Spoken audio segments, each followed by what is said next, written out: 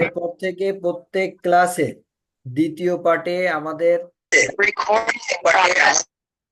ডাক্তারদের থেকে সংগৃহীত সাকসেস কেসগুলো উপস্থাপন করব এবং সেই সাকসেস কেসগুলো যে ডাক্তারের মাধ্যম দিয়ে এসেছে তিনি উপস্থাপন করবেন। শুধু আমি আমার এইখান থেকে সবার সুবিধার্থে ওই কেসের ভিডিও শো করব। তো আপনারা যারা কেস উপস্থাপন করতে চান তারা অবশ্যই ভিডিও করে আমাকে আগে হোয়াটসঅ্যাপে পাঠিয়ে দেবেন এবং আমাকে পাঠানোর পরে আপনি নির্দিষ্ট দিনের ক্লাস এর নির্দিষ্ট অংশে আপনার কেস উপস্থাপন করবেন। তো মোটামুটি আমরা আজকে দুটা অথবা তিনটা কেস দেখাবো। সেটা হচ্ছে আমাদের আবুল কালাম দেওয়ান সাহেবের। দেওয়ান সাহেব আছেন? জি স্যার, আসসালামু আলাইকুম স্যার। আসি স্যার। আচ্ছা, তো আমরা কেসে চলে যাব সরাসরি। হ্যাঁ, জি স্যার। আমরা কেসে চলে যাব। আপনারা কেসগুলো আগে দেখবেন, তারপর আহ, স্যার, এটা নিয়ে আমি একটু বলবো স্যার। কথা বলবো। স্যার, জি, হ্যালো স্যার, আমি একটু বলবো। স্যার, আমি আপনার কাছে মোট বোধহয় 17টা বা 18টা সাকসেসফুল কেস পাঠাইছি। এর মধ্যে আমি স্টার্ট করতে চাই ওই তাজিম রহমান বাচ্চা যে সাকসেসফুল কেসটা, ওইটা। কারণ ওইটার মধ্যে যখন কেস আমি স্টার্ট করি তখন আপনার গাইডলাইন ছিল, আপনাকে আমি ফোন দিয়ে তারপরে আমি কিন্তু ওই কেসটা স্টার্ট করি। এই জন্য আমি ওইটা প্রথমে দেখাতে চাচ্ছি স্যার। আচ্ছা, ওইটা দ্বিতীয় নাম্বারে আছে। আপনি প্রথমে যে মহিলার কেসটা দিয়েছেন ওই মহিলার কেসটা দিয়ে শুরু হোক, ওইটা এর পরেরটাই দেবো। হ্যাঁ, মহিলার কেসের খাতাটা আমার তো দুই জায়গায় চেম্বার স্যার। এখন মহিলাটার নামটা কি একটু বলতে পারলে ভালো হতো। এটা কি রিসেন্টলি না আগের? মানে ওই যে বাচ্চার কেসের আগের বাচ্চার কেসের আগের একটু শো করেন স্যার, দেখি এই খাতায় আছে নাকি। এই কেসটা। জি স্যার, দেখা যাচ্ছে না তো? এই হ্যাঁ স্যার। হ্যাঁ হ্যাঁ, এটা স্টার্ট করেন। খাতা আমার কাছে নাই, কিন্তু আমি এটা বলতে পারবো ইনশাল্লাহ। আচ্ছা, সুপি আপা ভালো আছেন? হ্যাঁ, ভালো আছে। হ্যাঁ, আপনার ছেলে, এই যে ছেলে, আপনার ছেলে চিকিৎসার জন্য আসছিলেন। ওর প্রথম কমপ্লেন ছিল হলো গিয়ে শ্বাসকষ্ট, হ্যাঁ, তাই না? হ্যাঁ, আলভি শেখ, হ্যাঁ, শ্বাসকষ্ট 6 থেকে 7 বছর যাবত। হ্যাঁ, এখন আমি ওষুধ দিয়েছি। এখন কি অবস্থা তোমার বলো? ভালো। এখন আমার আলহামদুলিল্লাহ দিকে তাকাও, বলো কি অবস্থা তোমার? ভালো এখন। শ্বাসকষ্ট আর দেখা দিছিল? না, শ্বাসকষ্ট দেখা দেয় নাই? না, আচ্ছা, ওষুধ ঠিকঠাক মতো খাচ্ছো? হ্যাঁ, আচ্ছা, যাক, আপনার কাছে জিজ্ঞাসা করি, আপনার সত্যি ওর শ্বাসকষ্ট দেখা দিছিল? না, আচ্ছা, ওর ঠান্ডার সমস্যা ছিল, হুম, কাশি ছিল, এগুলার কি অবস্থা? না, এগুলো এখন ভালো। ভালো। ওষুধ খাওয়ার পরে এখন ভালো। এখন তুমি বলো, কাশি ঠান্ডা এগুলার কি অবস্থা? না, অন্য ভালো। কাশি ঠান্ডা, মাঝে মাঝে মাথা ব্যথা করতো, এগুলো কি আর দেখা দিছে? না, আচ্ছা, ঠিক আছে। আপা, ওর যে ঠান্ডা কাশি ছিল, এই ঠান্ডা কাশি শুরুতে আপনি বলছিলেন যে প্রথমে জ্বর হয়, তারপরে বমি হয়, তারপর শ্বাসকষ্ট হয়। হ্যাঁ, হ্যাঁ, ওষুধ চলতেছে প্রায় 1 মাস। হ্যাঁ, এই 1 মাসের মধ্যে ওর যে জ্বর হয়, ঠান্ডা হয়, বমি হয়, তারপর শ্বাসকষ্ট, এগুলোকে আর দেখা দিছিল? না, যাক, আলহামদুলিল্লাহ। তো না, আপনার ছেলে আলহামদুলিল্লাহ আরোগ্যের দিকে ইনশাল্লাহ। হুম, আমি ওষুধ দিতেছি, আপনি নিয়মিত খাওয়াবেন, ওর দিকে খেয়াল রাখবেন। শ্বাসকষ্ট হলে কোন ওষুধ আমাকে ফোন দিয়ে খাওয়াবেন, কেমন? হ্যাঁ, আর ইনশাল্লাহ। তুমিও ঠিকঠাক মতো ওষুধ খাইবা, কেমন? আচ্ছা।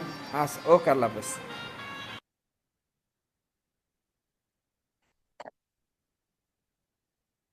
ধন্যবাদ স্যার। এবার আপনি ভিডিও অন করে, সম্ভব হলে ভিডিও অন করে কথা বলেন। না স্যার, আজকে ভিডিও অন করতে পারছি না একটু। আচ্ছা, ঠিক ঠিক আছে, ঠিক আছে, আপনি বলেন। জি স্যার, বিসমিল্লাহির রহমানির রহিম। প্রথমে ধন্যবাদ জানাচ্ছি আমার শিক্ষাগুরু জনাব ডাক্তার আবু হোসেন জাহিদ স্যারকে। ধন্যবাদ জানাচ্ছি উপস্থিত সকল ডাক্তার ভাই ও বোনদেরকে। আমি একজন সামান্যতম মানুষ, আপনাদের সামনে কিছু কথা বলার সুযোগ পেয়েছি, এই জন্য নিজেকে ধন্য মনে করছি। যাই হোক, আজকের যে কেস, এটা আইভি শেখ, ওর নাম আইভি শেখ। তো ওই কেসের খাতাটা আমার কাছে নেই, তবু আমি বলছি। এর যে প্রধান সমস্যা ছিল, সেই প্রধান সমস্যা হচ্ছে এর শ্বাসকষ্ট ছিল স্যার। শ্বাসকষ্ট, এবং কি মাঝে মাঝে জ্বর ছিল, মাথা ব্যথা ছিল, ইত্যাদি সমস্যা ছিল। আমি এই কেসটা স্টার্ট করেছি হাইড্রোফোবিনাম সিএম দিয়ে।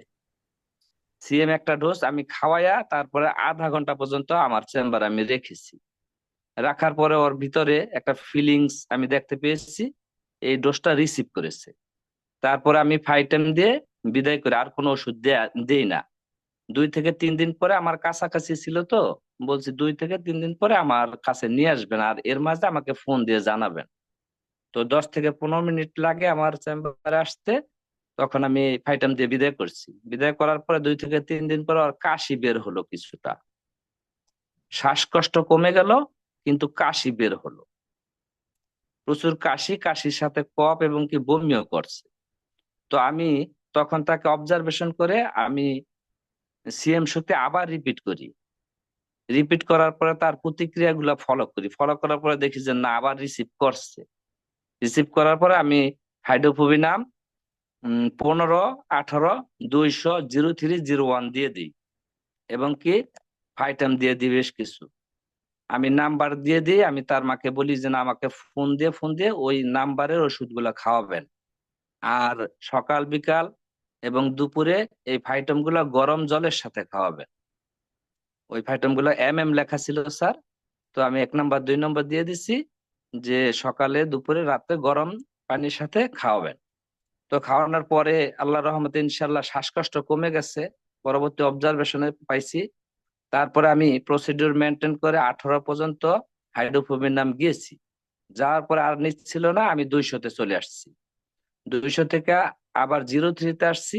01 একটা ডোজ দিয়ে সিএম করে আবার সুরিনাম করছি।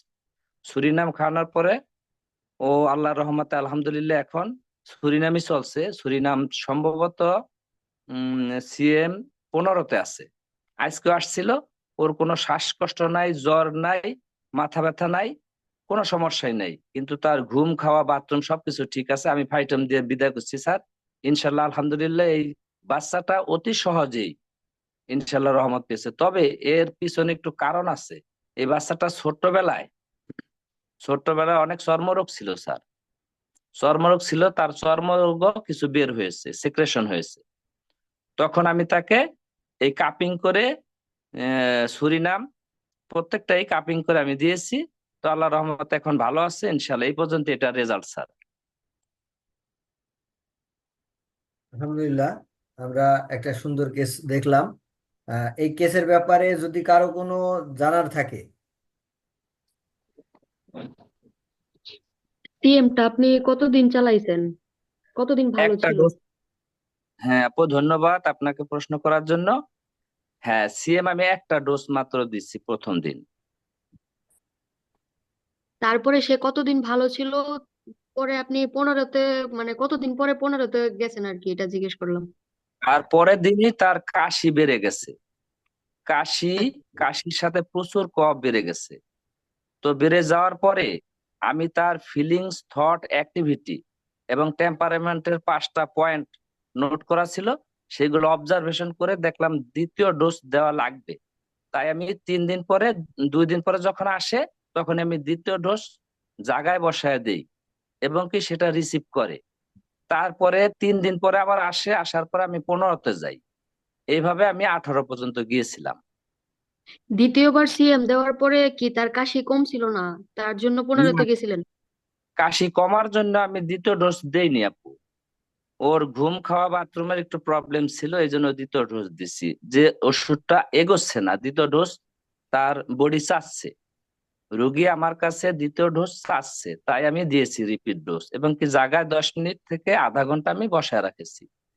যদি কোনো ঘটনা নেগেটিভ হতো তাহলে আমি হাইড্রোফোবিনাম 200 দিয়ে অ্যান্টিডোট করতাম। সেক্ষেত্রে সেটা আমার করার প্রয়োজন হয়নি।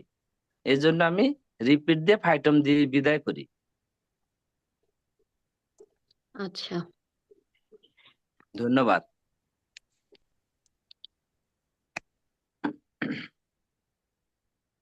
আচ্ছা, আর কেউ কিছু জিজ্ঞেস করবেন এই কেসটা, না হলে আমরা পরবর্তী কেসে যাব।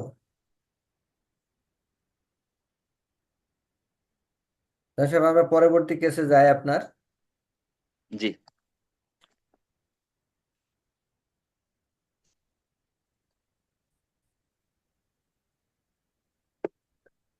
দেখুন মামা, তাজিম রে একটু দেখান। এই যে তাজিম, তাজিম তুমি কেমন আছো? এই যে টাটা টাটা টাটা তাজিম। হ্যাঁ, মামি, ওরে তো 17 দিন বয়স যখন, তখন ওর প্যাথোলজি নিয়ে আমার কাছে আসছিলেন। এখন ওর বয়স কত? এখন ওর 8 মাস শেষ হয়ে গেছে। 8 মাস শেষ হয়ে 9 মাস গেছে না? রানিং। 9 মাস চলতেছে, আলহামদুলিল্লাহ। এই পর্যন্ত তো ভালোই আছে, তাই না? জি আলহামদুলিল্লাহ। আচ্ছা, 17 দিন বয়সে যে সমস্যাগুলো হয়েছিল ওর, এই সমস্যাগুলো একটু আপনি বলুন। আপনি তোর মা, ঠিক আছে, বলুন। দুনিয়াতে আসার পরে কান্না করছে, প্রস্রাব করছে, কিন্তু পায়খানা করে নাই। হ্যাঁ, যে হয়তো রাত্রে 12টা বাজে জন্মাইছে, পরের দিন 9টা-10টার দিকে হয় পায়খানা করছে। কিন্তু যে কয়েকদিনই অল্প অল্প পায়খানা করতো, 5-6 দিন যাবত, কিন্তু ওর আর ক্লিয়ার হইতো না। পরে ওই কান্না করতো, তারপরে 6 দিনের সময় আর নাভি বেড়ে গেল গা। নাভি বেড়ে যাওয়ার পর থেকে ওর আর পায়খানা ক্লিয়ার হইতো না। 2-1 বার যাই হইতো, কিন্তু এটা কোনো পরিষ্কার হইতো না। আর পেটটা খুব ব্যথা করতো, মোচড় দিত, কান্না করতো। এগুলা করার পরে আমরা এমনি প্রথম একজন হোমিওপ্যাথিক ডাক্তার দেখাইলাম। জি। দেখলাম যে না, কোনো কাজ হইতেছে না। একদিন ওই ওষুধ খাওয়ার পরে পরের দিন আবার ফার্মেসি ডাক্তার দেখাইলাম। সেই ওষুধ খাওয়ার পরেও দেখতেছি যে না, ওর অবস্থা আরো অবনতি হইতেছে। পরে আরো একজন শিশু বিশেষজ্ঞ ডাক্তার দেখাইলাম, দেখতেছি যে না, ওর কোনো কিছুই পাইতেছি না। পরে আবার আরেকজন শিশু বিশেষজ্ঞ ডাক্তারের কাছে নিয়ে গেলাম, উনি কয়েকটা টেস্ট দিল। শিশু বিশেষজ্ঞ সে কি অ্যালোপ্যাথি? না, হ্যাঁ অ্যালোপ্যাথি। অ্যালোপ্যাথি ডাক্তার, হ্যাঁ। সে কয়েকটা টেস্ট দিল, টেস্টগুলা 3 দিন পর রিপোর্ট দিলে তারা মেডিসিন লিখবে। এভাবে কোনো মেডিসিন লিখলো না। আর যে মেডিসিনগুলো তারপরে আমরা রিকোয়েস্ট করার পরে যে 3 দিন পরে আর এলো টেস্টের রিপোর্ট দিলে তারপরে ওষুধ দিব, আপাতত কিছু মেডিসিন দেন দিল, লেখা দিল। দেখলাম যে এগুলো সেই আগে যে ডাক্তার দেখাইছিলাম ওই ওষুধগুলাই। এখন চিন্তা করলাম যে না, এই ওষুধ খাওয়ালে তো কাজ হইব না। আর ও তো এখনই খুব অসুস্থ, তার জন্য ইমার্জেন্সি ট্রিটমেন্ট দরকার। 3 দিন পর পর্যন্ত কি হয়, আল্লাহকে দুনিয়াতে রাখবো নাকি রাখবো না, এর কোনো নিশ্চয়তা নাই। সেই জন্য আর ওই টেস্টগুলোও করাইলাম না। 17 দিন বয়সে যে আপনার কাছে নিয়ে আসলাম। এখন আমি একটু আপনার সাথে ক্লিয়ার হই। 17 দিন বয়স যখন, তখন আপনার দেবর ইতালি থেকে আমাকে ফোন দিল যে না, আমার ভাই বেটাকে বাঁচান, অর্থাৎ এই তাজিম, হ্যাঁ, আপনার ছেলে। জি তখন আমি আপনার সাথে সাক্ষাৎ করলাম, তখন আপনি দেখি আপনার বাচ্চাকে নিয়ে কাঁদতেছেন। জি আপনার বাচ্চার যে তাজিম, রোগীর বয়স 17 দিন, ওর পেটটা ফুলে গেছে এবং কি নাভি দিয়ে তাজা রক্ত বের হয়েছিল, ঠিক আছে। তখন আমি নিজেই ঘাবড়ে গেছি এবং কি আপনাকে বলছি, আপনি কি হোমিওপ্যাথি বিশ্বাস করেন? তখন আপনি বলছেন, হ্যাঁ মামা, আমি বিশ্বাস করি। একথা বলছেন না? হ্যাঁ, আমি আর আগে কোনোদিন হোমিওপ্যাথিক খাই নাই, কোনো ডাক্তারের কাছে হোমিওপ্যাথিক ডাক্তারের কাছে যাই না। কিন্তু সেদিন আমি কি করবো, আমার ওই ছেলেরে নিয়ে যে কোন দিকে যাবো, কি করবো, তখন আমার মনে হয়েছে যেদিকে যাই শুধু আর ভালো হওয়ার দরকার। হ্যাঁ, হ্যাঁ, যাই সে যেই হোক, যেভাবে হোক, ওর হলো সুস্থ হওয়ার দরকার। সব ডাক্তাররাই হাত উঠিয়ে নিল, আর চিকিৎসা করতে পারলো না। করছে কিন্তু ব্যর্থ হয়েছে, ব্যর্থ হয়েছে। ঠিক না? 9 দিন পর্যন্ত ওর বাথরুম আটকানো ছিল এবং কি বাথরুম বন্ধ ছিল, পেটটা ফুলে গেছিল, নাভি দিয়ে তাজা রক্ত বের হয়েছিল। কথা কি সত্য মামি? হ্যাঁ সত্যি। আচ্ছা, তারপরে আপনি বললেন, মামা আপনি হোমিওপ্যাথি দেন আর যাই করেন, আপনি করেন, আপনি ওটা ভালো করেন। তখন আমি বলছি, ভালো করার মালিক আল্লাহ, আমি না, আমি চেষ্টা করুন। তখন আপনাকে আমি এই কথা বলছি যে মামি, ওর যদি কোনো বিপদ আপদ হয় তাহলে কিন্তু ঝাই ঝামেলা আপনি করবেন না, কেস কালেকশন বা ব্যাপার, আমি কিন্তু চিকিৎসার জন্য হাত বাড়াইতেছি। তখন আপনি বলছেন, না মামা, কোনো সমস্যা না, আপনি করেন। তখন স্ট্যান্ড থেকে রিক্সা ভাড়া করে আমি আমার চেম্বারে, আমার স্থানে আমি আপনাকে আনলাম। হ্যাঁ আনার পরে আমি ওকে ওষুধ খাওয়াইলাম। হ্যাঁ খাওয়ানোর পরে সাথে সাথে কি ঘটনা ঘটছিল মনে আছে আপনার? হ্যাঁ, সবকিছু বলেন তো। ওরা আসার পরে আপনি আধা ঘন্টা শুধু ওরা দেখছেন ওর পজিশন গুলা। দেখার পরে আপনি একটা মেডিসিন দিছেন, মেডিসিনটা দেওয়ার পরে বলছেন যে দেখেন আর কি হয়। পরে মেডিসিনটা খাওয়ার সাথে সাথেই অনেকগুলো মোচড় দিছে। মোচড় দেওয়ার পরে ঘুমায় গেছে গা। 2-3 মিনিট পরে ঘুমায় গেছে। ঘুমানোর পরে 15 মিনিট পরে ঘুম থেকে জাগছে। জাগার পরে 17 মিনিট পরে ওই পায়খানা করছে। আর এর মধ্যে আপনি খুব টেনশন করছেন, বারবার দেখছি কারোর সাথে মোবাইলে যোগাযোগ করতেছেন, আর ঘড়ির জি আমার স্যারের সাথে দেখতাছিলেন, যোগাযোগ করছি। ঘড়ি দেখতাছিলেন যে জি কত মিনিট হলো কত মিনিট হলো। তখন ওই সময় আল্লাহর রহমতে 17 মিনিটের মধ্যে পায়খানা করছিল, দেখ আলহামদুলিল্লাহ। তারপর আর পেটটা নামিয়ে গেল গা, নাইমা গেল গা। তাজা রক্তটা বের হওয়া বন্ধ হয়ে গেল। তার মানে পেটের প্রেশারটা কমে যাওয়ার পরে, পায়খানা বের হয়ে যাওয়ার পরে তাজা যে রক্ত নাভিতে চোট খাইতো, খিঁচুনি দিত, ওই খিঁচুনিও বন্ধ হয়ে গেল গা। তখন আর তাজা রক্তটা বের হলো না। না, রাত্রে আপনাকে আমি ফোন দিছিলাম 10টা বাজে, জি, মামা আমাকে ফোনে জানাইছে মামা আরো 2বার বাথরুম করছে। মামা সত্য? হ্যাঁ, হ্যাঁ, হ্যাঁ, আচ্ছা। যখনই মামা জানাইলে আর জিজ্ঞাসা করলাম ঘুম কেমন, তখন বলল যে 2বার বাথরুমের পরে সারা রাত তো দারুণ ঘুমাইছে। হ্যাঁ, সকালবেলা মামা আবার আমাকে ফোন দিছিল, পরবর্তী মেডিসিন যাই হোক আবার পরবর্তীতে দিছিলাম, কিন্তু ও রাত্রে দারুণ ঘুম হয়েছে। এই তো হ্যাঁ, জি। আমি একাডেমি অফ রিয়েল হোমিওপ্যাথি নবাগত ডাক্তারদের উদ্দেশ্যে বলতেছি, এটা আমার সফল সাকসেস কেস। আল্লাহ পাক রাব্বুল আলামিন এই তাজিম রহমান এর বয়স 17 দিন, আমি দেখাচ্ছি। তাজিম রহমান এর বয়স 17 দিন, 22/11/2023। তাজিম রহমান নাম, তাজিম রহমান, 17 দিন, চাকদগ্রাম। এই যে আমি হঠাৎ করে তার ইমার্জেন্সি কেস তো, তাই আমি এই যে লিখে রাখছি হঠাৎ করে। আমি তাকে প্রথম মেডিসিন দিয়েছি হাইড্রোফ্লোমিনাম সিএম, অ্যাকুইট ইমার্জেন্সি পেশেন্ট, 17 দিনের বাচ্চা।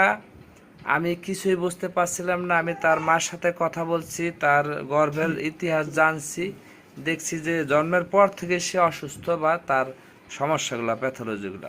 এই জন্য আমি সিএম দিয়ে স্টার্ট করছি। তখন অর্গানিক ডাইনামিক প্যাথোলজিকে আমি নির্ণয় করিনি, আমি সিএম মাত্র 5 পর ওষুধ দিচ্ছি, এবং কি তাদেরকে বলেছি যে আপনাদের বাচ্চা আধা ঘন্টার মধ্যে বাথরুম করবে ইনশাল্লাহ, আল্লাহ পাক রাব্বুল আলামিন যদি রহমত করে। তবে 2 থেকে 3 মিনিটের মধ্যে বাচ্চা ঘুমিয়ে গেছে সিএম দেওয়ার পর, হাইড্রো সিএম দেওয়ার পর 2 থেকে 3।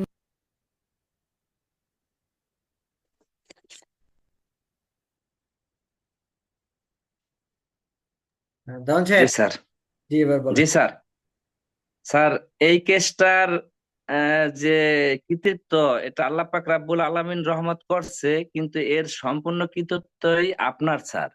কারণ এই বাচ্চাটা যখন নিয়ে আসছে, তখন আমি প্রথমেই সিএম দিয়ে আপনাকে ফোন দিছি স্যার।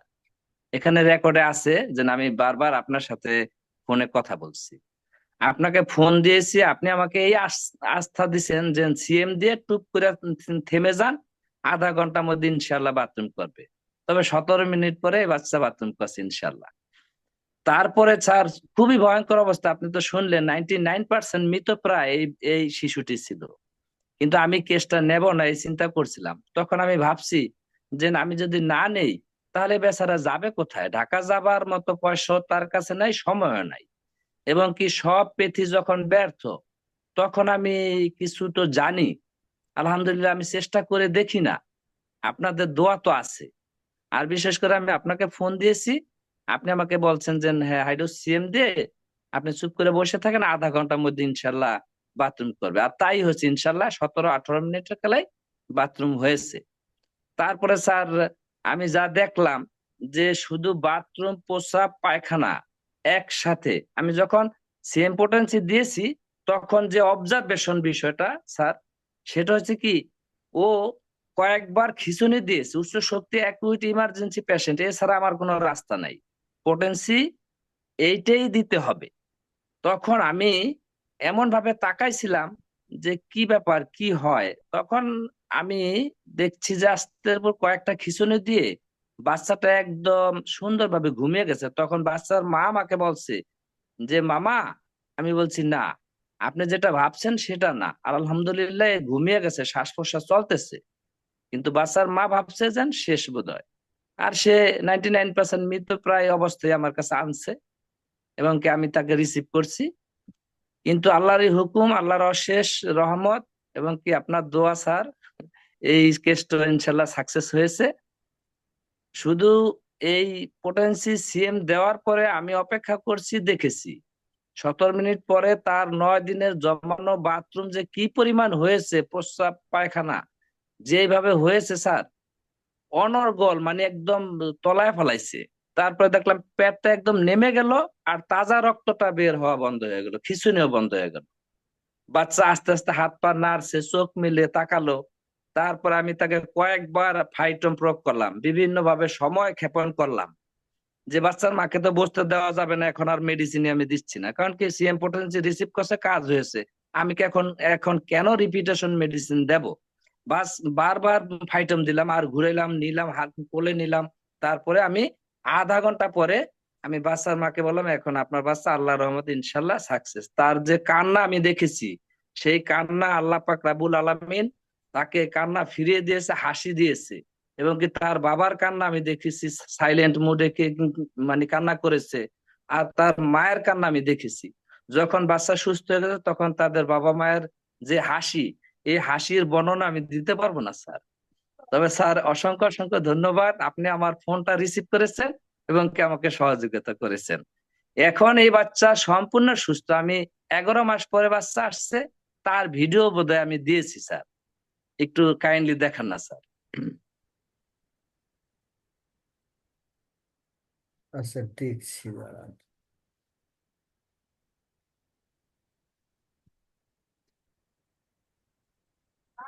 তবে এই বাচ্চার জন্য সেকেন্ড সাইকেল সিভিলিনাম হয়েছে স্যার।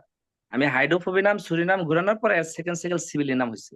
সিভিলিনাম সিএম শক্তি দিয়েই এখন বর্তমানে আল্লাহর রহমতে পুরা সুস্থ।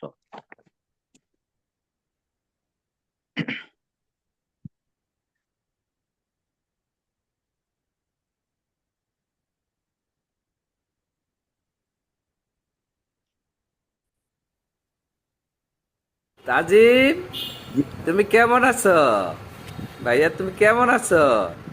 আমার সেই রোগী যে খুব ভয়াবহ অবস্থা নিয়ে আসছিল স্যার, সেই যে হাইড্রোসিএম এক ডোজ, এবং কি নাভি দিয়ে রক্ত পড়ছিল, পেটটা ফুলে গেছিল, 99% মৃতপ্রায় অবস্থায় ছিল, সেই তাজিম আজকে আসছে ওর মায়ের সাথে। তাজিম তুমি কেমন আছো? কেমন আছো তুমি? তুমি কেমন আছো? হ্যাঁ, এখন কি অবস্থা তোমার? ভালো আছো? ধন্যবাদ। ঠিক আছে, ঠিক আছে মামি, কিছু বলবেন? আচ্ছা ঠিক আছে।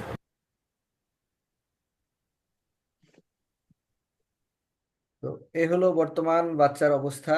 যদি এ ব্যাপারে কারো কোনো জিজ্ঞাসা থাকে।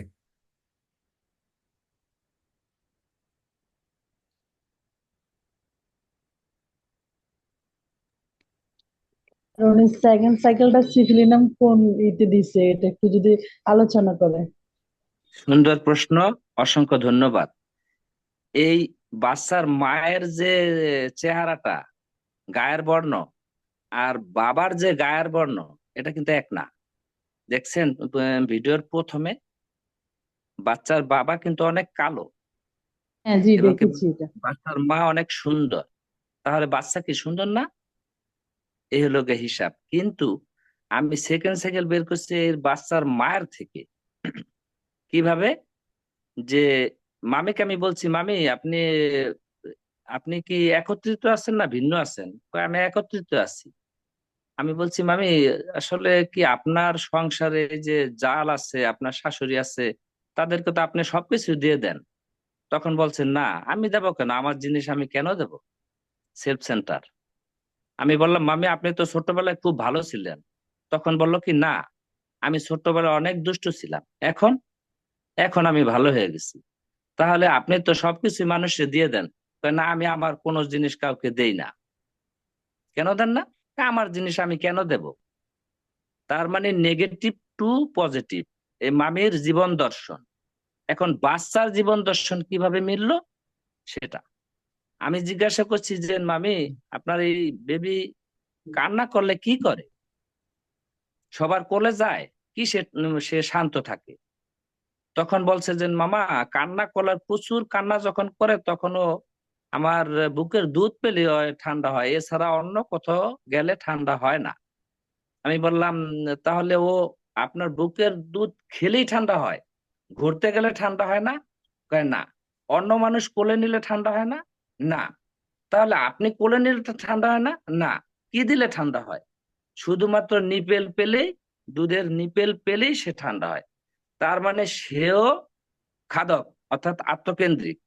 এখানে কান্না থামানোর একটাই রুল, সেটা হচ্ছে যদি খাবার পায় বাচ্চা তাহলে ঠান্ডা। এখানে এই বাচ্চা থেকে এটা পেয়েছি, এবং বাচ্চার মায়ের যে চরিত্র এবং কি বাচ্চার যে চরিত্র, বাচ্চার কাছ থেকে তো আর সেলফ সেন্টার খুঁজে পাওয়া যায় না স্যার। তো আমি এই ক্ষেত্রে সিভিলিনাম সিএম একটা ডোজ করেছি স্যার। দেওয়ার পরে আল্লাহ রহমত ইনশাল্লাহ এখনো পর্যন্ত কোনো কমপ্লেন নেই, খুব ভালো আছে, শুধু ফাইটম চলতেছে। ঠিক আছে, অসুবিধা নেই। যদি আমরা এরকম আহ, এই বেসিক ক্যারেক্টার খুঁজে বের করতে হয়, তাহলে নিতান্ত প্রয়োজন হলে খুঁজে বের করার দরকার হলে খোঁজা যাবে, সমস্যা নেই। আর আমরা যে প্রসিডিওর তৈরি করেছি, যে প্রসিডিওরে হাঁটি, সেটাও করে দেখা যেতে পারে। তবে উম, আমি যত কেস করেছি এখন পর্যন্ত আলহামদুলিল্লাহ মোটামুটি সব ঠিকঠাক আছে। আব্দুল কালাম দেওয়ান সাহেব এই কেসটার ব্যাপারে আমার কাছে সহযোগিতা চেয়েছিলেন, সহযোগিতা পেয়েছেন। শুধু আবুল কালাম দেওয়ান সাহেব না, যারা যখন যেভাবে হেল্প চেয়েছেন, আমি আমার যথাসাধ্য চেষ্টা করেছি, হয়তো প্রত্যেককে দিতে পারিনি যথাসময়ে হেল্প। তো সেটাও আসলে একা একজন মানুষের পক্ষে সবটা পসিবল হয় কি না, সেটাও আপনারা একটু চিন্তাও করে দেখবেন। তো তারপরেও আমি চেষ্টা করি আপনাদের পাশে থাকার, কারণ এখান থেকে আমার কিছু খোরাক আছে যেটা আমার চিন্তা করতে সহায়তা করে। সেজন্যই আমি আহ, সবার স্বার্থে, নিজের স্বার্থে কাজগুলো করি, যে আমরা যদি কোনো একটা জটিল কেস সমাধান করতে পারি, তো সেটা অনেক সুন্দর একটা জায়গায় পৌঁছে দেবে। যে প্রথম পার্টে আমরা ডায়াবেটিক্স নিয়ে একটুখানি কথা বলেছি, তো এর একটা প্রসিডিওর তৈরি করার চিন্তা চলছে। হয়তো আল্লাহ মেহেরবানি করলে আমরা একটা জায়গায় দাঁড়াতে পারবো ইনশাআল্লাহ। তো আপনারা ওইভাবে কাজগুলো করবেন, করে আমাকে একটু ফিডব্যাক দেবেন, তাহলে আমি প্রসিডিওরটা সহজেই তৈরি করতে পারবো। আর না হলে আমার একটু বেশি সময় লেগে যাবে। যদি আপনারা সবাই হেল্প করেন, সেক্ষেত্রে আমার জন্য প্রসিডিওরটা তৈরি করা সহজ হয়ে যাবে। যেহেতু আমরা সবাই মিলে একসাথে এগিয়ে যেতে চাই, তো এই যা কিছু আমরা নতুন করে সংযোজন করছি, নতুন নতুন ভাবে বিভিন্ন কেসগুলোকে আহ, সহজে হ্যান্ডেল করার প্রসিডিওর তৈরি করছি, এটা আমাদের সম্মিলিত সবার। তো যাই হোক, আজকে আমাদের দুটো বিষয় কথা বলার কথা ছিল। প্রথম কথাটা গত সপ্তাহে হওয়া উচিত ছিল, কিন্তু সময় স্বল্পতা এবং আমার কিছু ব্যস্ততার কারণে আমি কথাটা শুরু করে শেষ করতে পারিনি। এজন্য আমি আন্তরিকভাবে দুঃখিত। আজকে কথাটা সম্পূর্ণ করবো ইনশাআল্লাহ।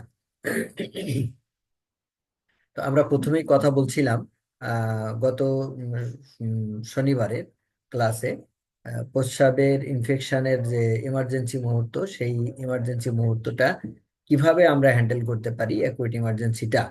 তো অ্যাকুইট ইমার্জেন্সি ম্যানেজমেন্ট করার জন্য আমাদের প্রথমেই যে কাজগুলো করতে হবে সেটা হচ্ছে আমরা প্রসিডিওর অনুযায়ী শুরু করব। প্রসিডিওর অনুযায়ী শুরু করে যদি আমরা দেখি রেজাল্ট পাচ্ছি না, প্রসিডিওর অনুযায়ী শুরু করার অর্থ হচ্ছে যে আমাদেরকে first cycle, first medicine CM দিয়ে শুরু করতে হবে, এবং সেইটা একটু রিপিটেড ডোজ দিতে হবে। এক্ষেত্রে আমরা সর্বোচ্চ 1 ঘন্টা সময় বা 1.5 ঘন্টা, 2 ঘন্টা সর্বোচ্চ সময় নিতে পারি। তো 2 ঘন্টার মধ্যে আমাদেরকে কিন্তু সিদ্ধান্ত নিতে হবে আমরা এখানে থাকবো নাকি নেক্সট পরবর্তীতে যাব।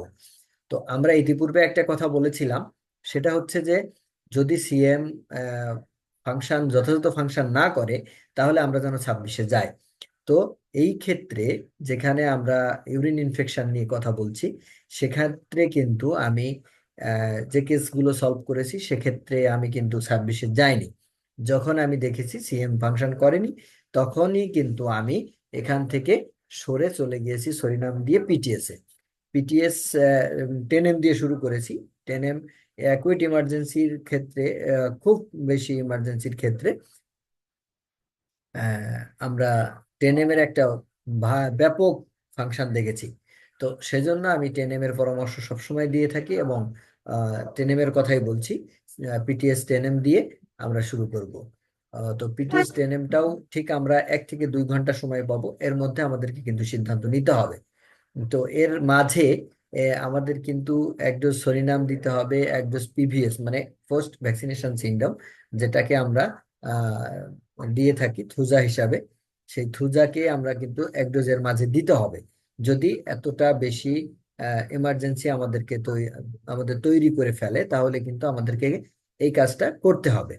তো যা হোক, এর পরবর্তীতে আমাদের যে সিদ্ধান্তটা নিতে হবে সেটা হচ্ছে, যদি দেখা যায় যে এর মাঝেও কোনো রেজাল্ট আসেনি, তাহলে কিন্তু আমরা খুব দ্রুত সেফিলিনাম এক ডোজ দিয়ে মেডো 10 এ চলে যাব।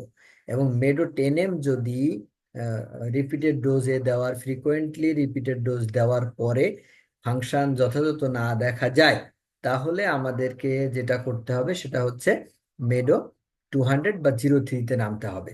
কিছু কিছু সব ক্ষেত্রেই নামা লাগে এমনটা নয়, খুব কম ক্ষেত্রেই এই পর্যন্ত দৌড়ানো লাগতে পারে।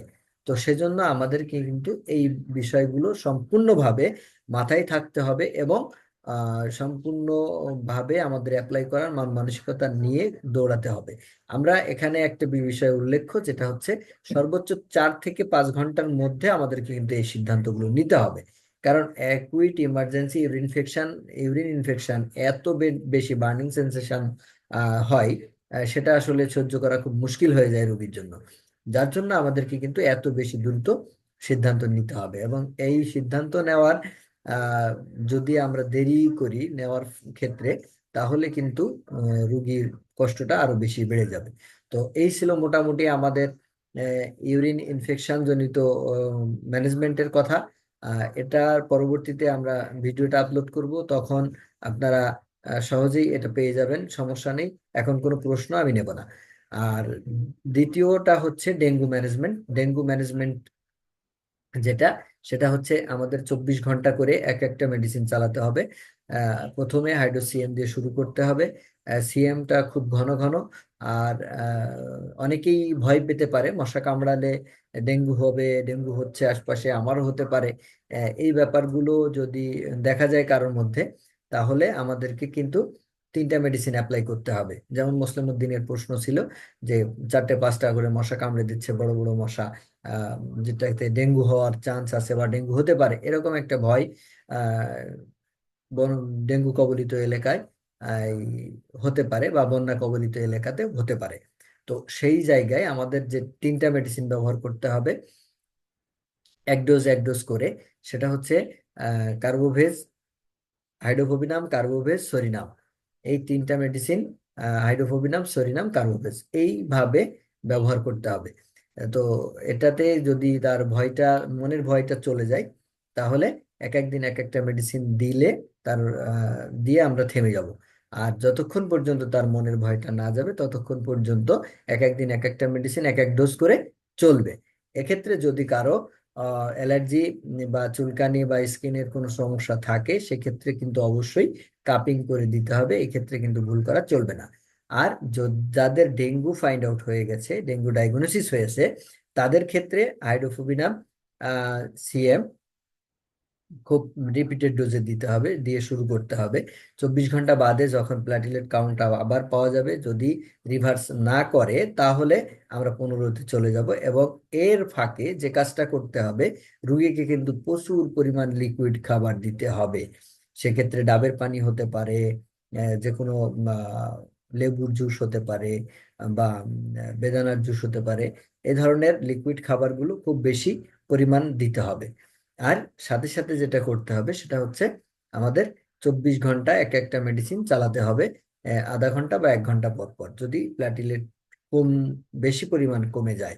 তো যতক্ষণ পর্যন্ত না আমরা প্যাথোলজিতে রিভার্স না দেখব যে আমরা নামা বন্ধ হয়েছে, ততক্ষণ পর্যন্ত কিন্তু প্রতি 24 ঘন্টায় একটা করে পোটেন্সি চেঞ্জ হবে। আর এর ফাঁকে আমাদের একটা কাজ করতে হবে, সরিনাম এবং কার্বোভেজ একটা একটা ডোজ দিয়ে আসতে হবে। আর সাথে পরবর্তীতে পিভিএস মানে থোজা এক ডোজ দিতে হবে, যাতে করে আমরা খুব দ্রুত এইটার ফিডব্যাক পেতে পারি। গত বছর বা তার আগের ইয়ের ডেঙ্গু রোগীদের যেভাবে ট্রিটমেন্ট করা হয়েছে, এবছর অতটা বেশি ভালো ফিডব্যাক পাওয়া যাচ্ছে না। মেবি আমরা থুজা অ্যাড না করার ফলেই এটা হচ্ছে। তো থুজাকে অ্যাড করে দিচ্ছি আজকে। আপনারা পরবর্তীতে যে সমস্ত ডেঙ্গু আক্রান্ত পেশেন্ট পাবেন তাদেরকে আপনারা এভাবেই এই প্রসিডিওর মেনে চিকিৎসা করবেন, তাহলে দেখবেন যে আমরা কাঙ্ক্ষিত রেজাল্টে পৌঁছাতে পারছি। আর আজকের মতো সকলকে ধন্যবাদ জানিয়ে, যারা এখন সাথে আছেন বা ভবিষ্যতে ইউটিউব থেকে দেখবেন, সকলকে ধন্যবাদ জানিয়ে আমরা আজকের মতো প্রোগ্রাম এখানে শেষ করছি। আল্লাহ হাফেজ। আগামী শনিবার পর্যন্ত সবাই সুস্থ থাকবেন, ভালো থাকবেন, সেই সুস্বাস্থ্য কামনা করেই শেষ করছি।